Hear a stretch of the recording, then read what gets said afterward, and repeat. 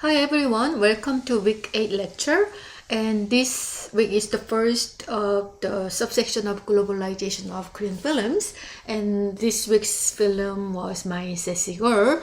I hope all of you had a chance to watch this film.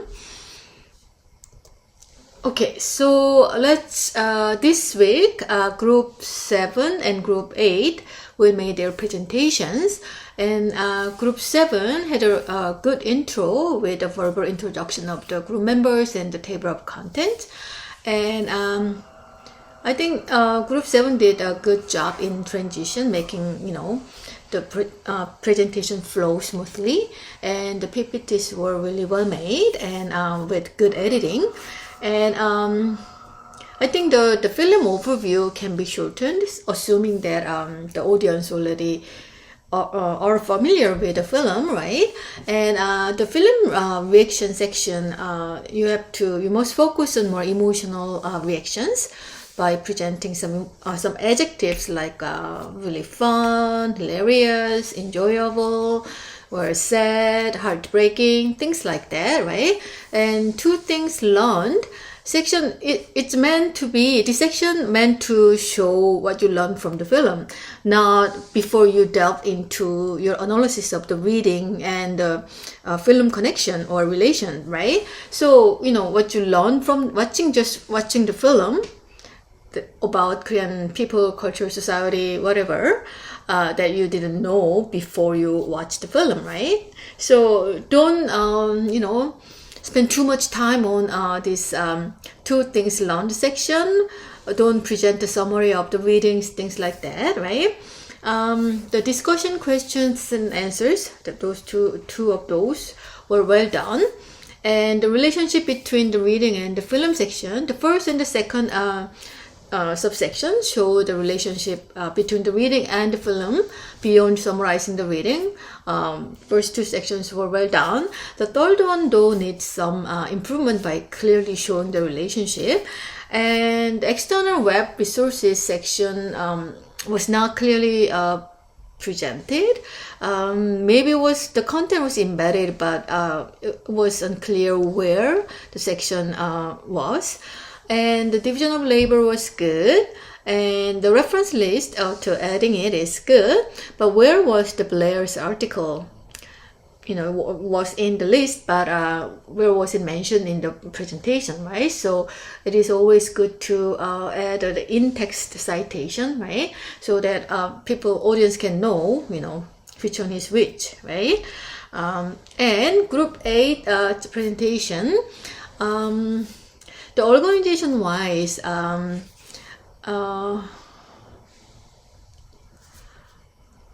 okay, let's move on to the presentation by group 8. It has a good intro with a verbal introduction of the group members and the table of contents.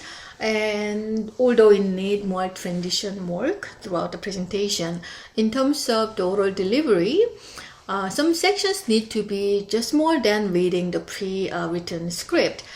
Because it's like you're talking to people, right? You're making a presentation. It should be more like not just reading off the text, but you're almost making a conversation. It's public. You're doing monologue, but it should be just more than just reading off the text, right? And film reactions, the film reaction section was well done with a nice selection of the emotional adjectives, and also the two things learned section was well done. And the first discussion question and answer was well done, and it was good to present two opposite perspectives in answering the question, although it can be shortened. And the second discussion question answer the section was well done, and the three aspects were good in showing the relationship between the reading and the film beyond summarizing the reading. And the external web resource section though was not clearly presented, and in terms of the division of labor, it's nice to add the information about who edited the video, because it's quite a lot of work, right? So the main body of the presentation is making the connection between the reading and the film, right? So you come up with three main connections, right? How the reading and film how the film, or both are related. For example, how some arguments from the film help the audience to understand the film better, right? Things like that, right? And then when you do that, it's better you refer to the specific pages from the reading or specific scenes from the film to show that you're making the concrete links or connections between the reading and the film, right? So you're not just presenting three main arguments from the reading alone. You have, okay, you find it out. The first step, you have to recognize or identify these three main arguments from the reading, but then you have to show that you have to go one step deeper and show how this argument kind of help us to understand the film better. So you show, this argument is exemplified in this film in this way. For example, like you show the link, right? And the external resources section, I think many presentations are very weak in presenting this external resource section, right? So by external resources, what it means is other readings about a similar topic or any written materials available online, things like the newspaper articles, things like that, right? And or other films dealing with similar topics, right? Like a Korean division, then there are a bunch of other films dealing with Korean division, right? So you find these kind of external resources that can help us understand this film and reading better, right? So you have to show how these external resources are related to your connections, the connections that you made in the previous section, like three main arguments and how these arguments are related to the film, right? And if you come up with external resources, those should kind of shed more light on these connections that you made in the previous section, right? So the external research section is, it needs, you have to do more research about other resources, and it's not just summarizing what the resources says, right? What this other journal article says, right? You're not just summarizing, but you have to do summary first. You have to summarize first, but then you have to link the main argument from these external resources, how that is linked to your identified connections between your group's reading and the film, right?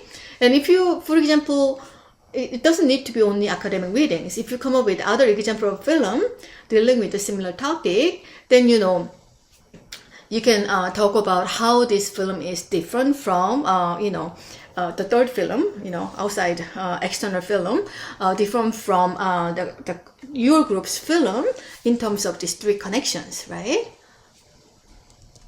Okay, so, and also making good transitions, right? How you make your presentation flow smoothly. First thing you can do, verbally introduce the group members and the table of content at the beginning, so that you, some groups just, this is our table of content. This is our group member. But it's better to spend some time verbally introduce this information at the beginning, and you have subsections, right? Then at the beginning or at the end of the subsection, so in this subsection or in this section, so and so will do so and so, or at the end of the next section, so and so will do so and so. So you kind of again like prepare the audience, what's coming next, right?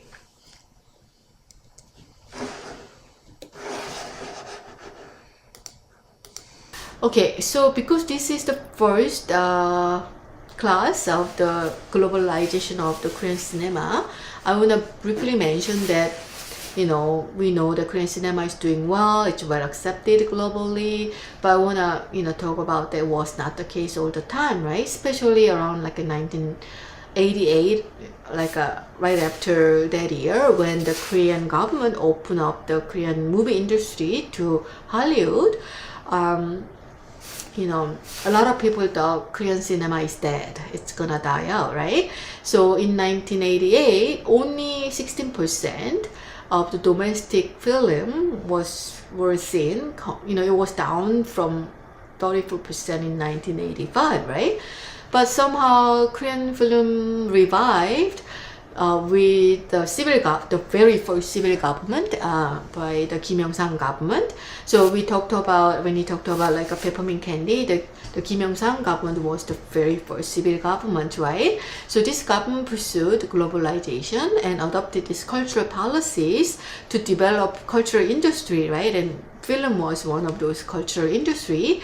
And this government made a film promotion law in 1995 to attract big companies into the film industry by giving some tax intensive incentives and so on. So from this time, Korean film kind of, the market share of the domestic film became like almost 50% in 2001 and like a 64% in 2006. And Shiri that you watched was not only first Korean style blockbuster film, and it kind of signals the renaissance of the Korean film. It was also signals the export of the Korean film, right? So it was the first Korean film to open nationwide in Japan in 2000, and it grossed more than $15 million by selling 1.2 million box office tickets, right? And Asia has always been the major export region for Korean films. This statistic was from 2012, but it's still I believe it's still the same, more or less. So about over 70% export goes to Asia, and around 14% to North America and 12% to Europe. And My Sexy Girl is the highest grossing comedy in the South Korean film history, and one of the most remade Korean films, if it's not the one. So it was remade in Korea as another film or drama, and Japan, Taiwan, India, and USA, right? But in the USA version did not do well, and as the article stated, the humor does not consistently cross cultural boundaries, right? So this is it for today's lecture. Thank you for your time.